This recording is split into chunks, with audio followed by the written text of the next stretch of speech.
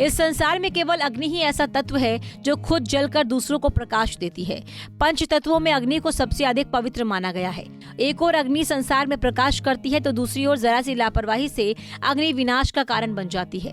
पौराणिक काल में अग्नि परीक्षा को सबसे बड़ी परीक्षा माना जाता था। ज्योतिष शास्त्र में अग्नि को बहुत ही पवित्र माना गया है। इसके अलावा शास्त्रों में अग्नि के कुछ विशेष उपाय भी बताए गए हैं जो सुख, समृद्धि और सौभाग्य के कारक हैं। ऐसा माना जाता है कि अग्नि के साथ कुछ विशेष सामग्रियों के उपयोग से व्यक्ति अपने इस जीवन में सुख समृद्धि पा सकते हैं। चलिए जानते हैं अग्नि के कुछ विशेष उपाय। ज्योतिष शास्त्र के अनुसार जीवन में अगर आर्थिक तंगी से गुजरना पड़े या फिर मेहनत करने के बाद भी फल प्राप्त ना हो तो घर में हफ्ते में एक बार गूलर की लकड़ी से आग जलानी चाहिए। इस आग में 27 बार दूध, चावल और चीनी से बनी हुई खीर की आहुति देनी चाहिए। इस उपाय से व्यक्ति के जीवन में कभी भी धन का अभाव नहीं रहता। घर में सुख, शांति और समृद्धि बनाए रखने के लिए घर के मालिक को सुबह आम की लकड़ी से आग जलानी चाहिए।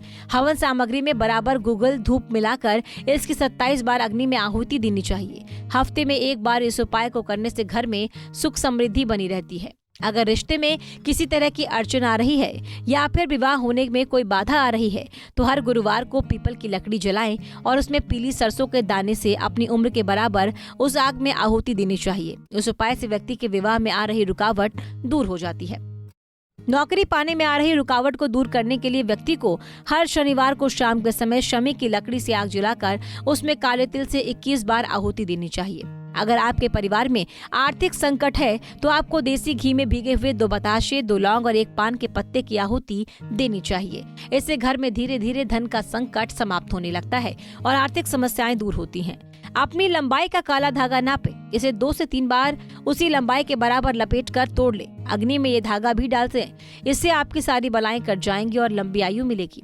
कहा जाता है कि अगर अनाज की आहुति दी जाए तो परिवार में सुख समृद्धि बनी रहती है। ऐसे में आप भुट्टे के दाने, उड़द, गेहूं, मसूर, चना, चावल या जौ में किसी एक चीज को चढ़ा सकते हैं। कुंडली टीवी डेस्क से लता शर्मा की रिपोर्ट।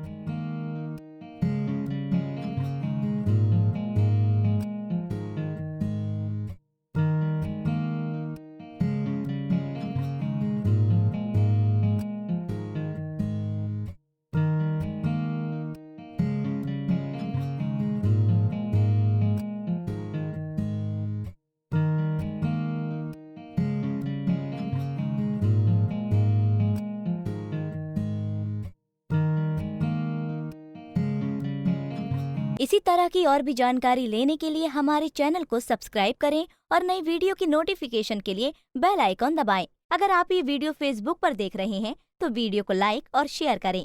साथ ही अपनी राय कमेंट बॉक्स में जरूर बताएं। धन्यवाद।